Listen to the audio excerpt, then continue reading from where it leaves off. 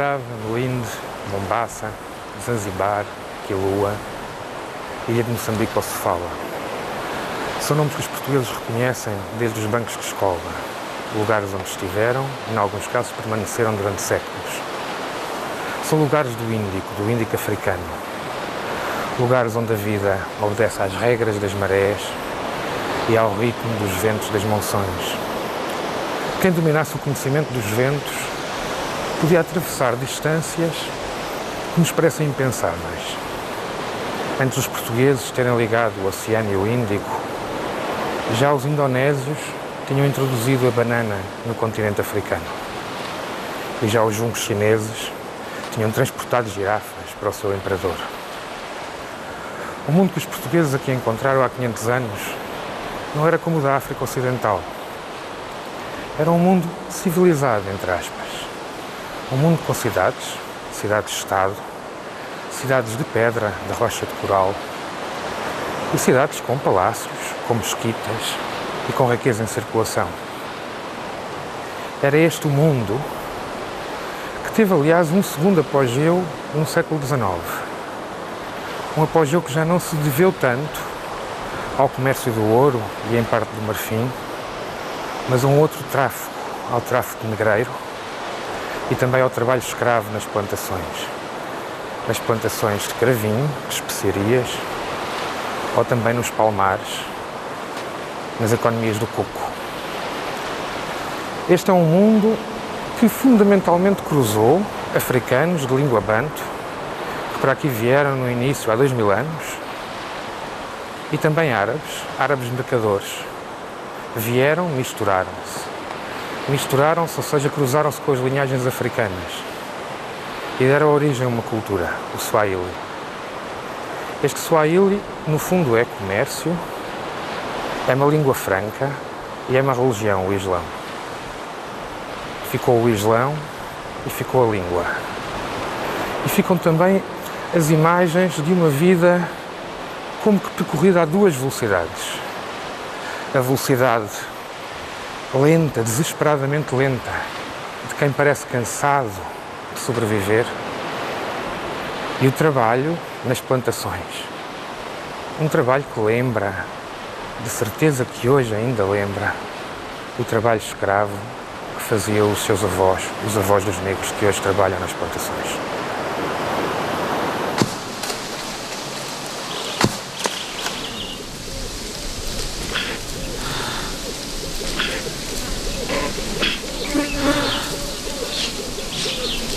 Um palmar nos arredores de Quelimane. Este palmar de 25 mil hectares é um dos muitos que se espalham pela costa a norte do rio Zambeze. É propriedade de uma empresa holandesa.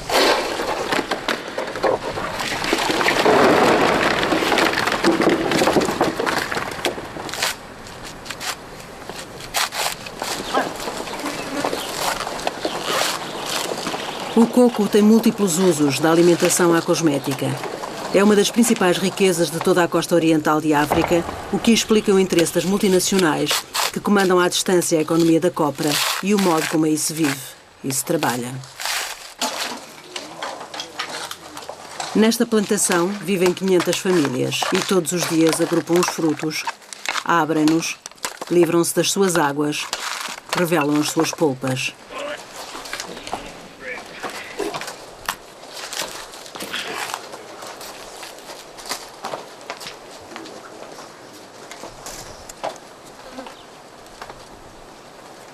O palmar é o horizonte de vida destas famílias. Elas têm aqui as suas casas, a venda e até o cemitério.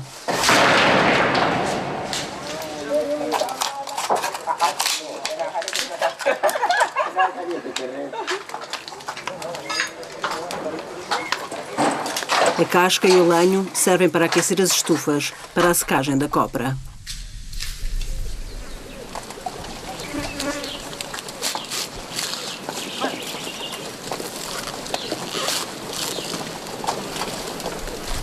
Nas planícies costeiras do centro e norte de Moçambique existem ainda outras culturas extensivas.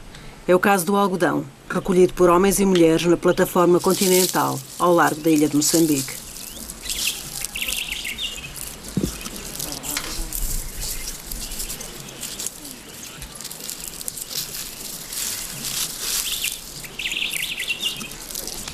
Estas paisagens fazem esquecer como a beleza da flor, a calma do tempo e até a alegria das pessoas é o cenário que oculta a entrega de extensos territórios do país a corporações estrangeiras.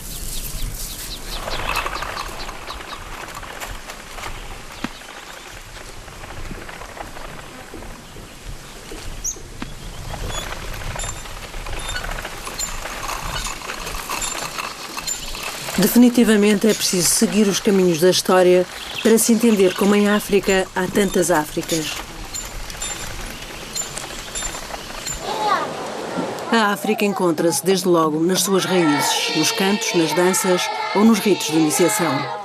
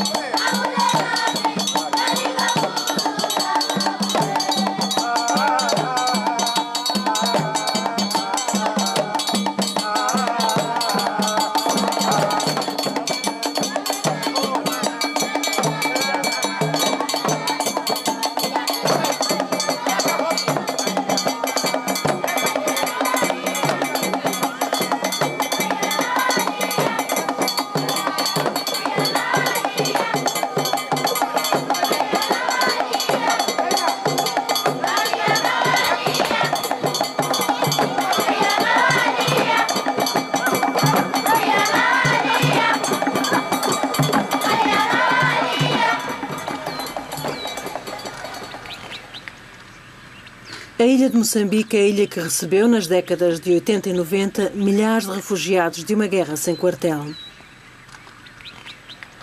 Esta é a ilha que deu história e nome a um país exausto. E Portugal tem tudo a ver com ela. Não descobri doença específica deste assentamento que não fosse o aborrecimento. E se aqui tivesse de viver, morreria ao fim de 3 meses.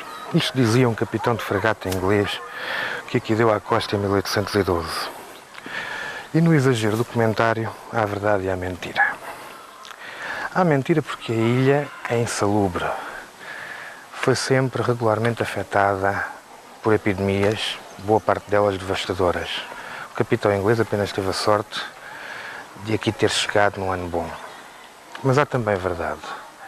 O edifício onde estou, de 1877, é um hospital, um grande hospital. É, não é bem, era. Hoje trabalha aqui um médico, 10, 12 enfermeiros, fazem-se primeiros socorros e serviços de maternidade. Mas o edifício encontra-se em grande parte em ruína completa. É um edifício com história. O primeiro hospital na ilha data de 1538, depois de um pequeno posto médico que os portugueses colocaram aqui logo em 1507. E desde aí nunca deixou de haver hospital na ilha de Moçambique. Não foi bem por proselitismo que os portugueses aqui colocaram hospitais e hospitais grandes.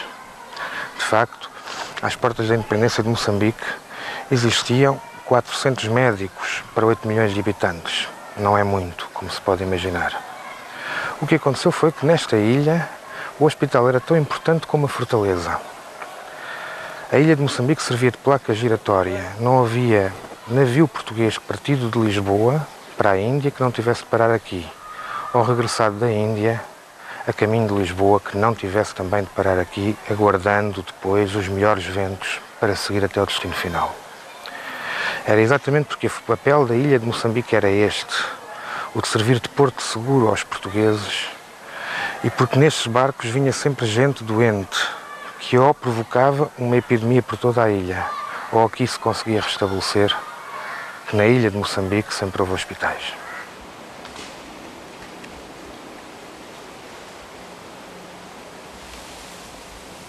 Antiga capital da colónia, a ilha é hoje património mundial. É guardada a norte pela maior fortaleza que os portugueses ergueram na costa oriental do continente. Até as cantarias das janelas vieram da metrópole, servindo de lastro aos navios. E no interior, uma enorme cisterna permitia resistir a cercos prolongados sem que a sede dos sitiados os pudesse vergar. A presença ocidental prolonga-se nas igrejas, mas a vida corre quase indiferente aos sinais deixados pelos portugueses. Ao lado da catedral, uma mulher ainda hoje procura as miçangas polidas pelas marés. A singularidade desta ilha de coral consumida pelo tempo é a que resulta da mistura das arquiteturas e de um traçado urbano que imita os da metrópole. O antigo cinema Nina, recuperado por fora, já não tem filmes. Oferece jogos de futebol em direto, enquanto o moderno clube desportivo jaz em ruínas.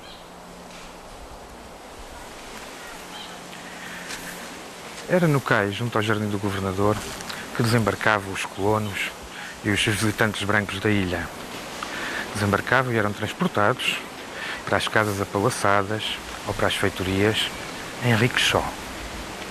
A maioria destes colonos nunca terá conhecido ou sabido que a sul existia uma outra cidade, a cidade de Makuti, de telhados de colmo, onde a densidade populacional é comparável à de Hong Kong, 24 mil habitantes por quilómetro quadrado. Eram estes dois mundos que existiam nesta ilha tão pequenina, de 3 km de comprido por 300 metros de largo. E, no entanto, eram mundos quase fechados. Aqui, a cidade da Pedra e da Cal é uma cidade incrível, de grandes casas, com enormes divisões, com cisternas em cada edifício e dando para ruas largas e bem arborizadas. É uma cidade que mostra bem o que foi o apogeu de uma sociedade no século XVIII e no século XIX. Mesmo no seu declínio, ao longo deste século XX, desde que Lourenço Marques, atual Maputo, passou a ser a capital de Moçambique, ainda houve aqui capitais suficientes para fazer da ilha de Moçambique uma magnífica estância de repouso para brancos. Isto é o que nos dizem as ruínas de hoje, mas também nos dizem outra coisa, porque as pedras falam. As pedras falam que, algures no século XVIII ou XIX, esta sociedade, e de um modo geral a costa oriental de África, teve ainda a possibilidade de escolher entre desenvolvimento e subdesenvolvimento. Os homens descarregam o peixe nas traseiras das antigas casas apalaçadas. O único comércio que subsiste é, afinal, o que já existia antes das feitorias. É o mercado da vida de todos os dias. Como explicar que a cidade que vive é dos telhados de Makuti e não a das pedras que os colonos e os capitães edificaram para a posteridade? Como explicar que a cidade dos brancos estaria deserta não fosse a vaga de refugiados de guerra ter ocupado alguns dos casarões? Como explicar a dança das crianças no antigo Jardim do Governador?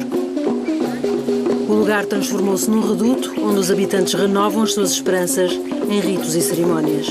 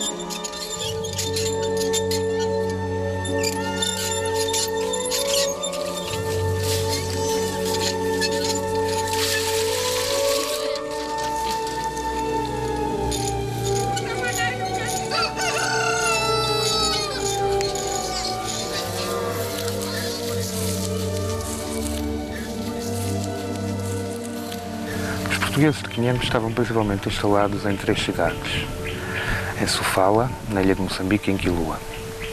E foi a partir destas 3 cidades que contactaram com povos africanos. A norte do rio Zambeze, uma grande fronteira natural, foi principalmente com os macuas, já influenciados pela cultura swahili, que falaram. Mas a sul do rio era uma outra história, uma história contada por tongas e por carangas. Os tongas estavam mais perto da costa, ocupavam o vale do Zambeze e as zonas de planície, praticamente até Ilhambana. Eram pastores em terras difíceis, e não tinham nada que se pudesse assemelhar a um poder de Estado. Já com os carangas, era outra história, uma outra situação. Os carangas eram herdeiros de uma outra civilização, a civilização do Grande Zimbábue, que existia nos altos planaltos do atual Zimbábue. Começaram-se a expandir. Eram criadores de gado, sabiam trabalhar muito bem o ouro e o ferro e faziam comércio de longa distância. Mas principalmente tinham alguma forma de organização estatal e construíram cidades em pedra. Talvez seja por isso que ainda hoje os africanos de Chimoio e de Manica sejam dos melhores a construir casas em Moçambique. Constroem-nas trabalhando em forma de tijolo a lama e também penteando a palha. Penteiam muito bem a palha com que fazem os tetos das casas.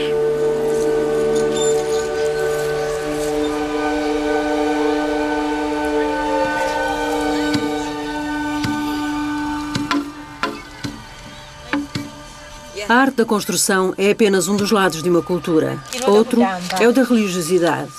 Esta mulher é uma xamã, filha de xamã, e centra as suas preces no cigarro de alguém a quem deseja bons votos.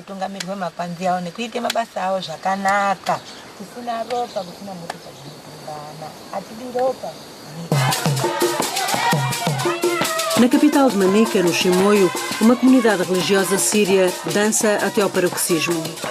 Uma dança que é uma missa sincrética que combina elementos da tradição cristã com o espiritismo africano.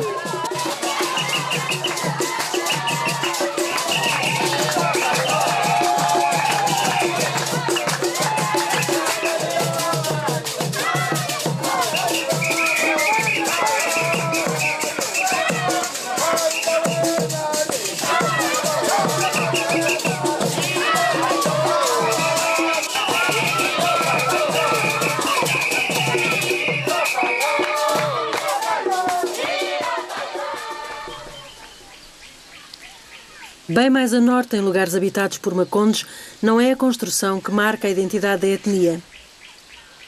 Os macondes dos arredores de Pemba sedentarizaram-se e têm trabalho.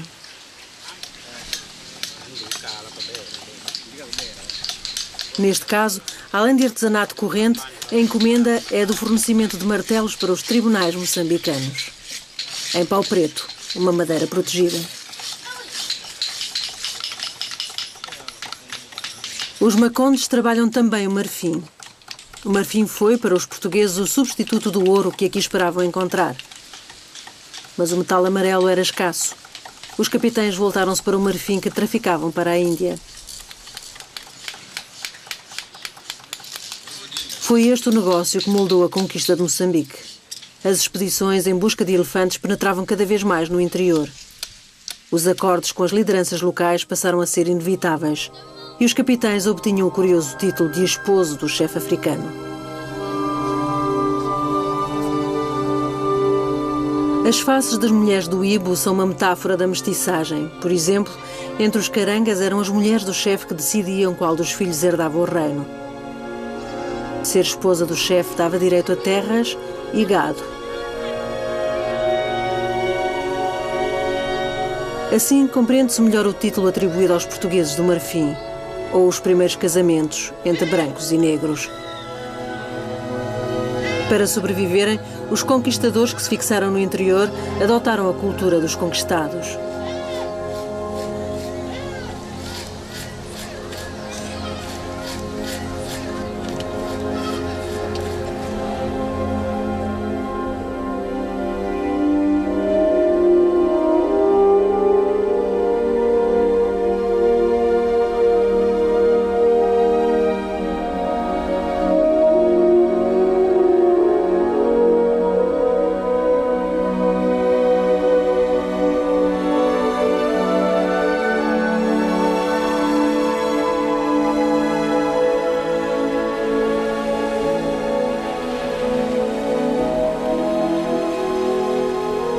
O Ibo fica no fim do mundo.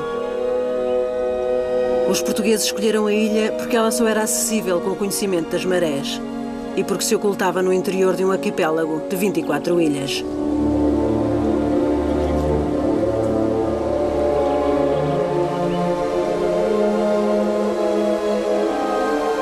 No século XIX, com o suor dos escravos, a cidade atinge o seu apogeu.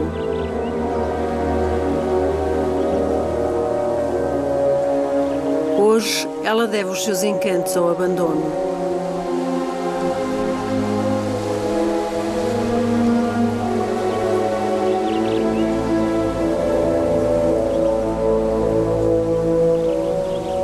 Há sempre um forte por onde passaram portugueses, mas neste, o inesperado acontece. Por detrás das grades que guardaram nos anos 60 nacionalistas moçambicanos, trabalha-se hoje a prata.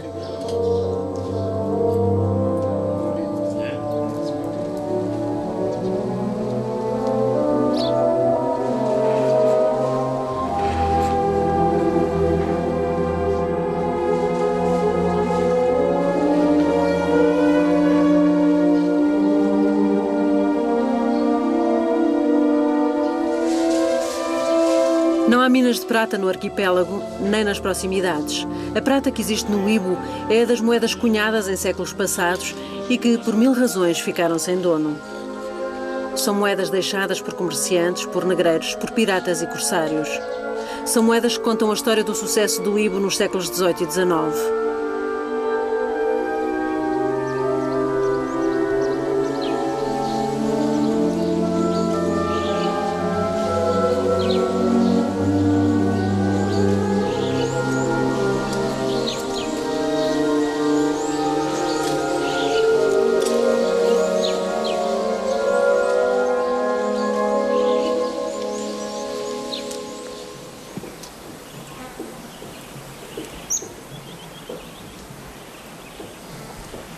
Foi lugar da Guarda de Naus, foi celeiro da ilha de Moçambique e foi entreposto, um grande entreposto, de ouro, marfim e principalmente de escravos, num negócio já ilegal, que durou quase até ao século XX e que envolveu alguns chefes macuas, árabes, portugueses e franceses.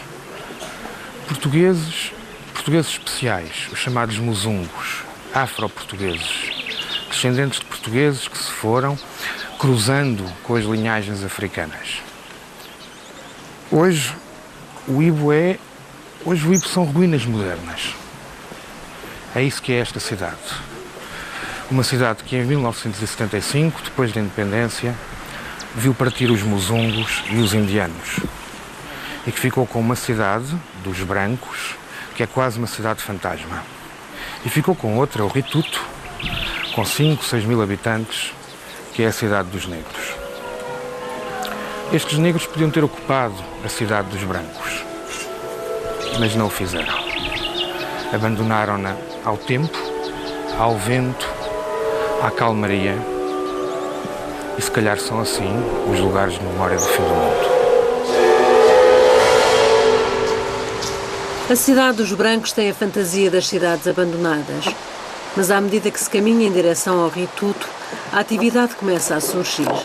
Homens torcem o sisal, como se torcessem o tempo. Todo o tempo do mundo.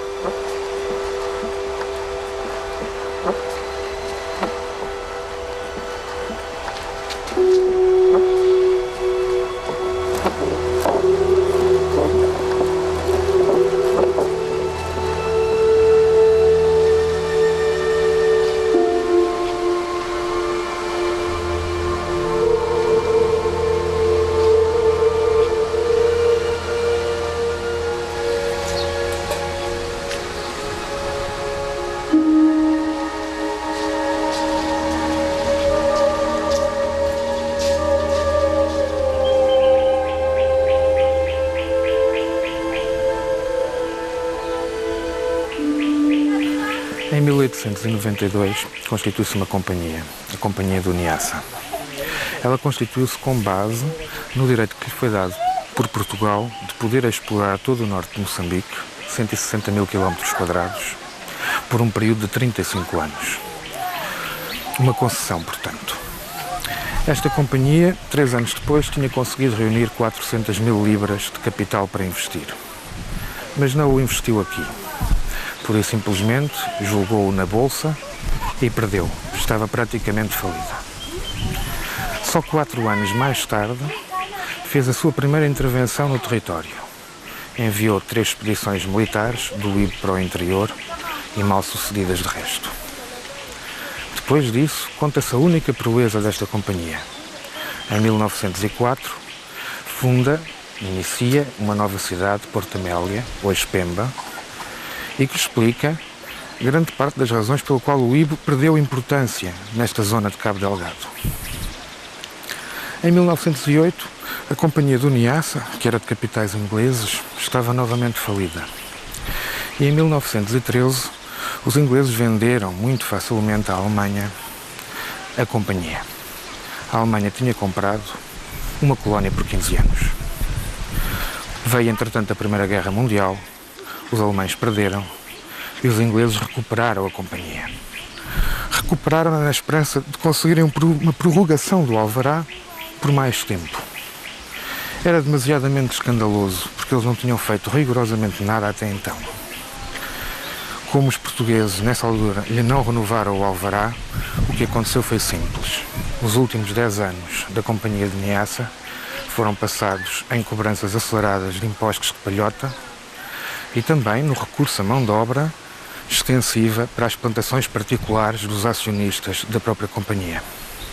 Em 1927, quando acabou a concessão, os acionistas estavam francamente mais ricos, a companhia estava pela 3ª vez falida e o norte de Moçambique estava mais pobre.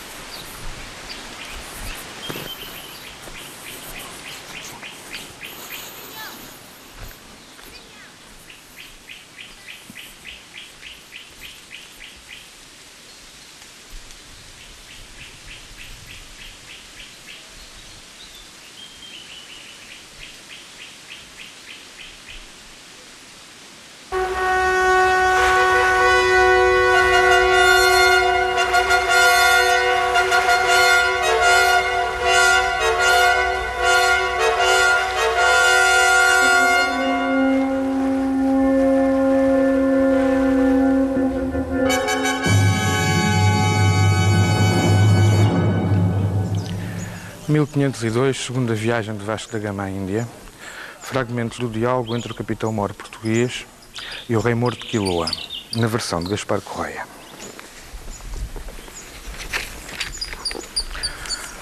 O capitão mor recebeu-o no batel com muita honra, dizendo-lhe que, sendo amigo de El-Rei, seria muito poderoso e estaria para sempre seguro de ninguém lhe fazer mal em sua cidade e porto. O rei, ouvido, que era muito contente e faria quanto ele quisesse, porque agora cria verdadeiramente nas bondades que tinham os portugueses. Então lhe disse o capitão mor que, se assim se fazia amigo de El-Rei de Portugal, o seu senhor, havia de fazer como faziam os outros reis e senhores. Em cada ano havia de pagar certa cópia de dinheiro ou uma joia muito rica. O que foi ouvido pelo rei pô-lo muito triste, dizendo que em sua cidade e porto bem agasalharia aos portugueses, mas haver de pagar não era modo de boa amizade. Era sujeição tributária de homem cativo. Então o capitão mor lhe respondeu: eu sou escravo de El-Rei, meu senhor.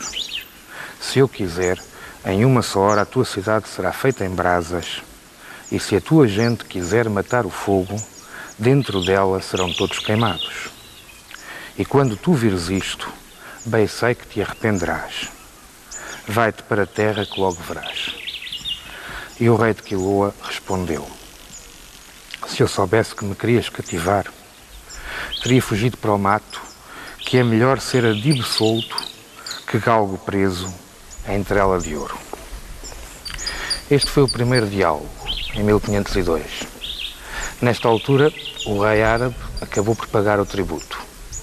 Em 1505, Quiloa seria saqueada pelos portugueses e feita uma fortaleza.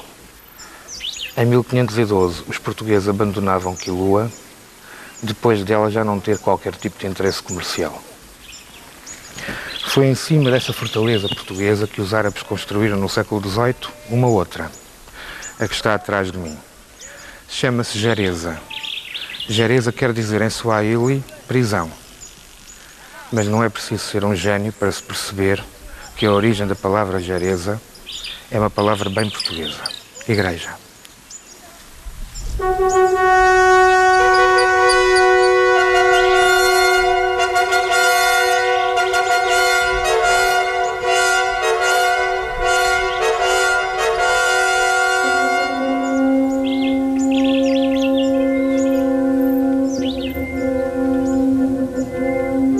Há 3 quiloas. Esta é a primeira e de maior glória. Quiloa foi a mais importante praça de comércio de ouro em toda a costa oriental de África. O interesse dos portugueses de 500 na cidade foi a destruição desse monopólio, um segredo dos árabes, nunca desvendado.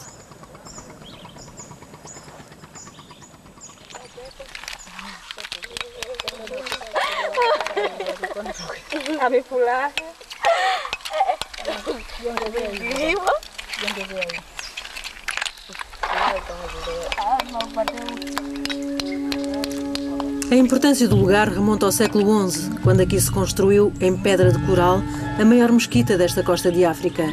Mas o apogeu data do século XV. Quiloa era a capital de uma civilização que nada ficava a dever à dos cristãos. As ruínas do Palácio do Cheque, poderosas, confirmam-no. Se a Quiloa das ruínas vive no silêncio do abandono, a Quiloa habitada também está votada ao esquecimento.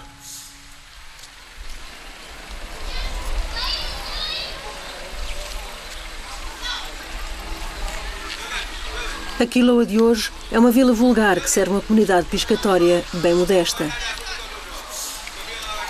Toda esta região da Tanzânia se encontra praticamente isolada do mundo exterior. Bastou para isso que a única estrada, vinda do norte, tivesse desaparecido sob a fúria das chuvas. A vida escorre nos mais estritos limites da sobrevivência.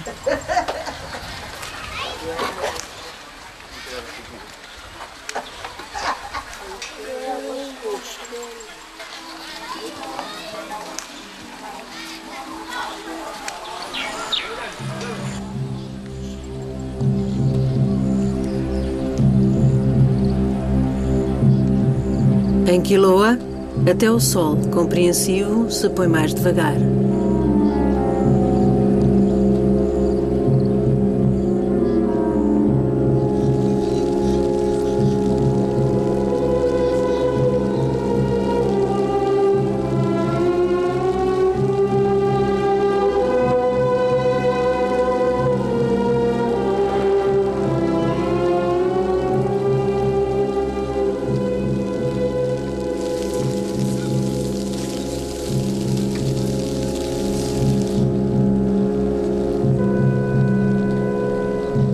Mundau partiu do porto da Terceira Quiloa, antigo entreposto de negreiros alemães.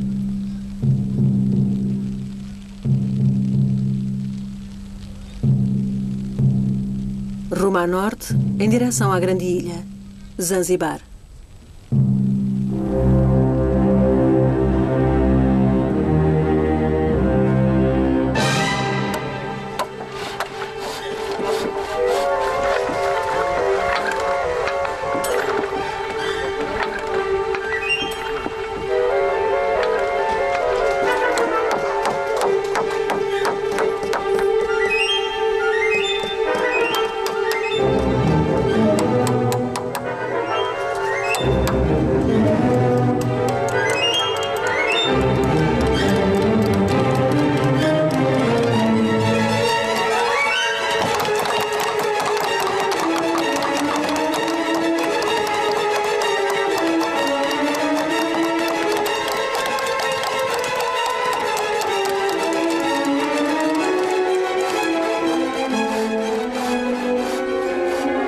Os daus são embarcações leves e utilitárias. Foram concebidos para serem levados pelos ventos, os verdadeiros comandantes das correntes do Índico.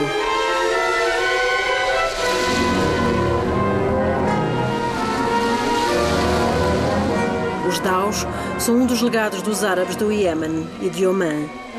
Foram eles que levaram o Islão e as comunidades de imigrantes árabes e persas até à costa de Moçambique.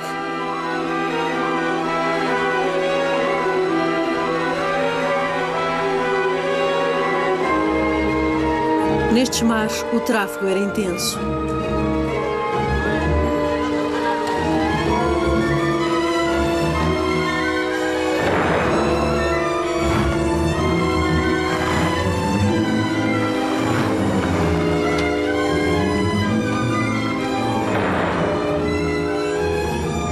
Os portos, com os seus barcos de vela, os daus, são os verdadeiros centros da cultura swahili.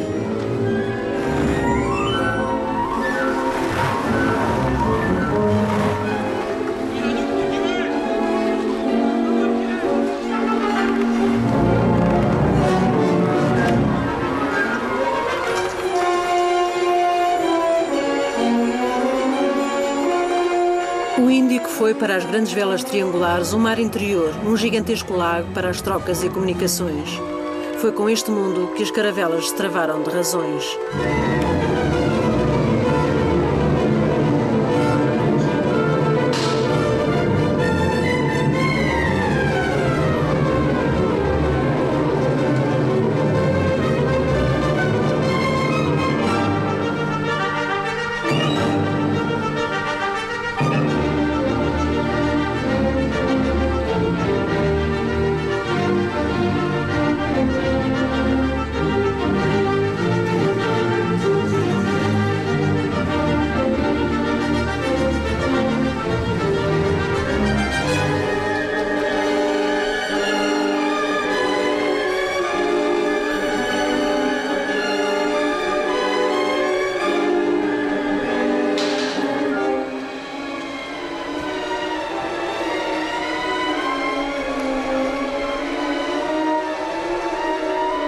No porto de Zanzibar, é a força do Índico que fala.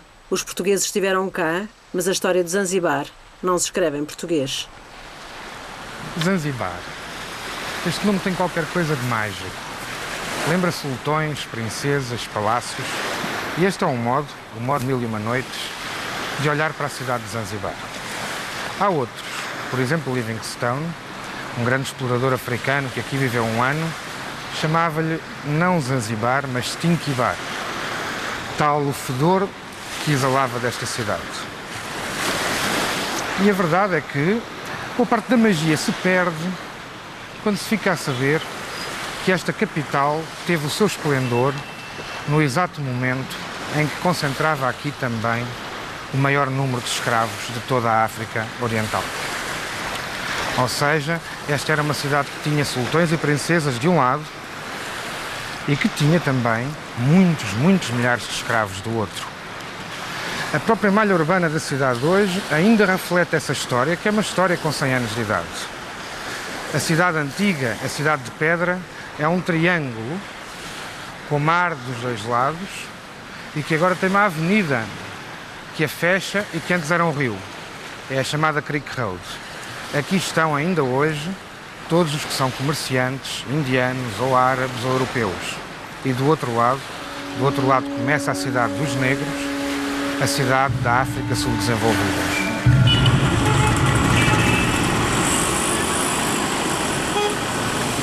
Creek Road, a Avenida que une e divide a cidade. É lugar de encontros e desencontros. Por esta avenida todos acabam por passar.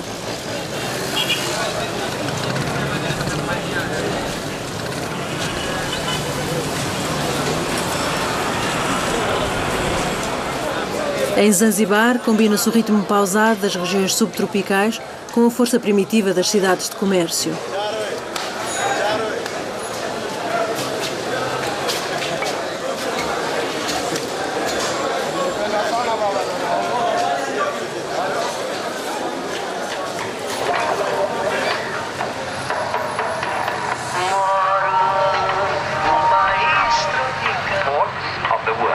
Na avenida principal, a televisão ainda é um acontecimento coletivo.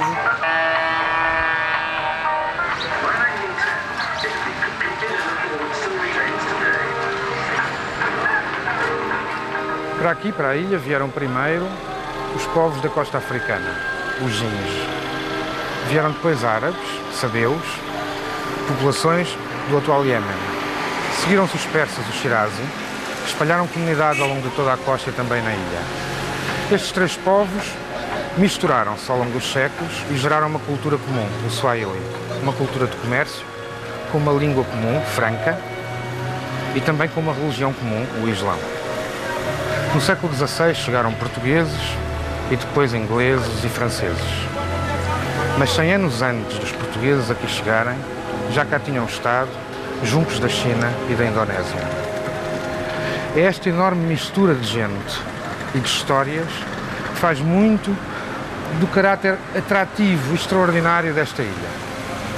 E isso vê-se bem na arquitetura, nas arquiteturas da ilha, e sente-se muito na enorme variedade de pessoas, de tipos de pessoas que Zanzibar ainda hoje tem.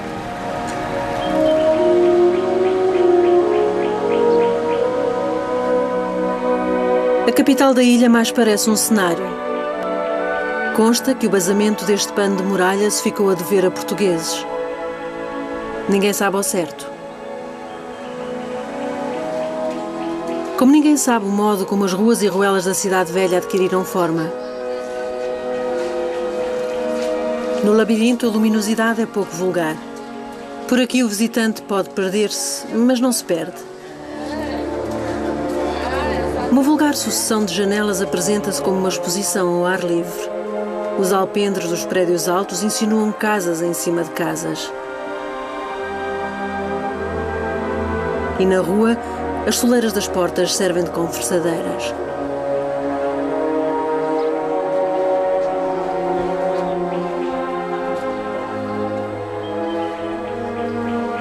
Mas o que marca mesmo esta cidade são as suas portas. Elas não são uma simples utilidade.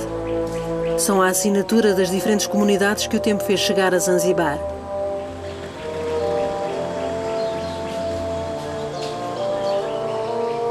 Zanzibar é isto mesmo, um lugar de chegadas e partidas, a ilha que o Índico escolheu como montra de si mesmo. Há centenas de portas em madeira trabalhada na cidade de Zanzibar. Para um turista, elas são todas muito bonitas, mas parecem do mesmo género. Na realidade não é assim. Por exemplo, esta é uma porta que fecha em semicírculo em cima e que se ornamenta com motivos naturais. É uma porta indiana. O uso do cobre com estes espigos para combater elefantes também é uma tradição indiana. Mas há outras portas, há as portas árabes, que são retangulares, não fecham em semicírculo, mas diretamente, e que se ornamentam com inscrições corânicas. E há ainda as portas de Guzerat, que são portas geométricas, retangulares, mas com relevos em forma geométrica, em paralelepípedos. Talvez esta seja uma das razões por que se sente tanto o cheiro e a influência da Índia nesta ilha africana.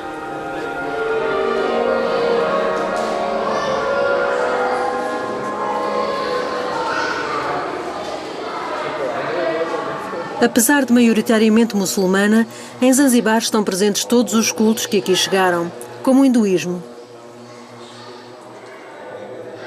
Os hindus, uma minoria, pesam no comércio.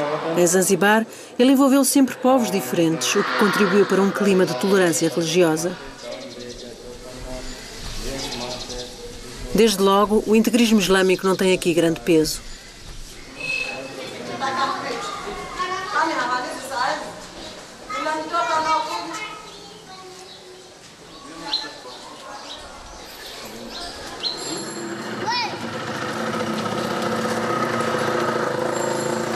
Por outro lado, a influência inglesa na ilha ajudou.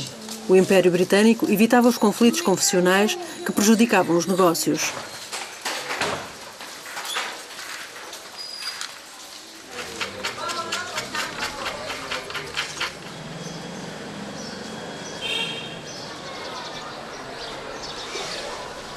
O antigo armazém junto ao porto, recentemente recuperado, é uma relíquia. Os ingleses trouxeram também para Zanzibar a arquitetura do ferro, que encantou o sultanato.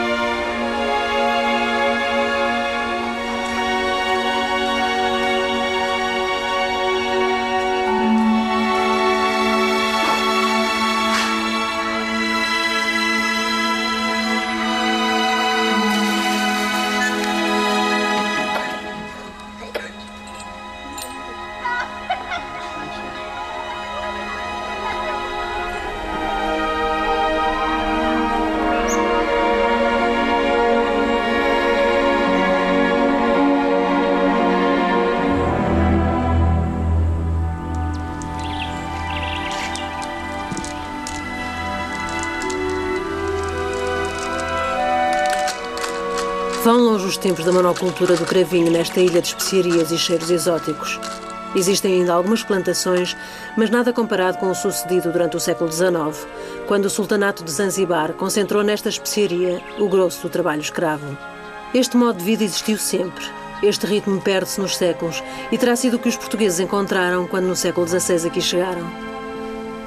Os portugueses estiveram em Zanzibar entre 1500 e 1700. Foram apenas 200 anos e não deixaram nem grandes marcas, nem grandes saudades. Por exemplo, aqui estas ruínas nem se sabe bem se são portuguesas.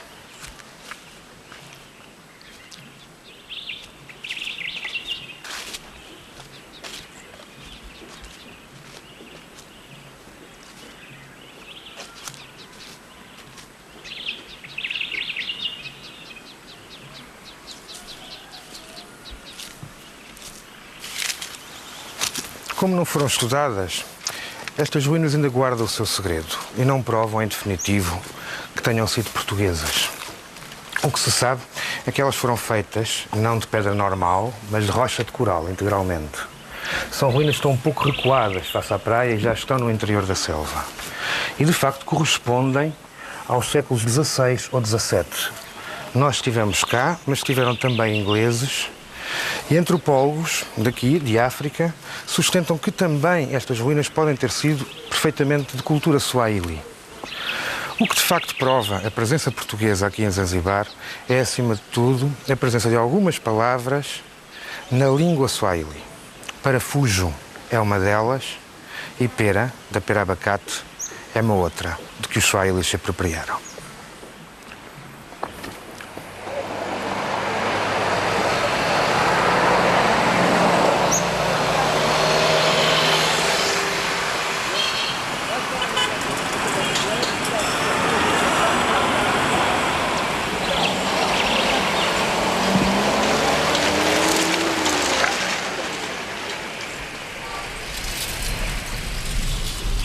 Zanzibar, embora tolerante para as confissões minoritárias, é esmagadoramente islâmica. O apelo à oração, 5 vezes por dia, escuta-se por toda a cidade.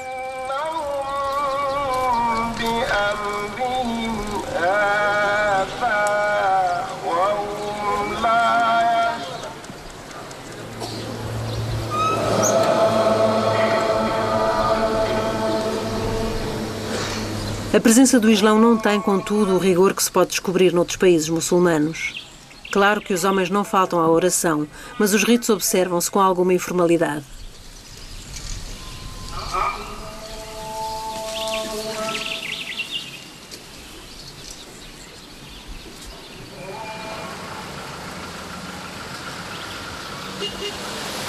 Zanzibar surpreende ainda porque existem, fora da cidade velha, os sinais de uma independência que se quis apontada ao socialismo. No lugar onde no século XIX se amontoavam os escravos do sultanato, o regime importou, para as famílias dos funcionários públicos, o absurdo das piores urbanizações ocidentais.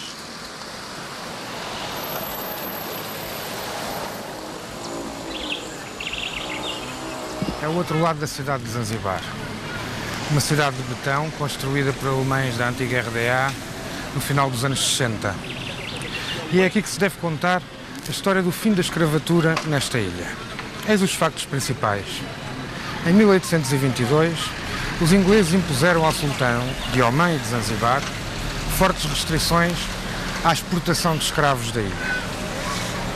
Nessa altura, o sultão virou-se definitivamente para a plantação de cravinho no interior da ilha. E o que aconteceu foi quase uma situação de monocultura, uma cravinhomania. Assim, o sultão conseguiu escoar o excesso de mão de obra escrava que existia na ilha. Os ingleses continuaram a insistir para se pôr termo à escravatura, mas fecharam os olhos à exportação de cravinho, o cravinho que era o resultado do trabalho dos escravos. No fim, mais para 1873, 1874, finalmente os ingleses conseguiram acabar com a escravatura na ilha. Os preços do cravinho tinham caído e com eles também tinham caído os preços dos escravos.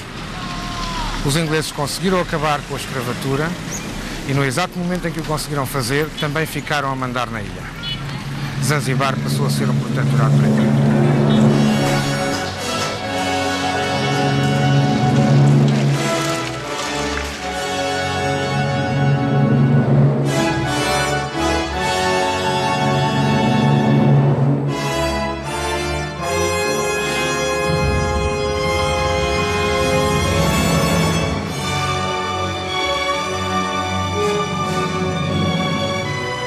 Zanzibar é uma ilha de paradoxos.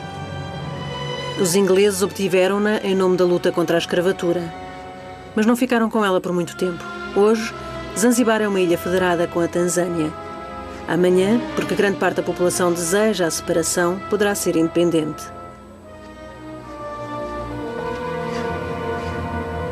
Mas o seu destino nem por isso deixará de ser o do Índico.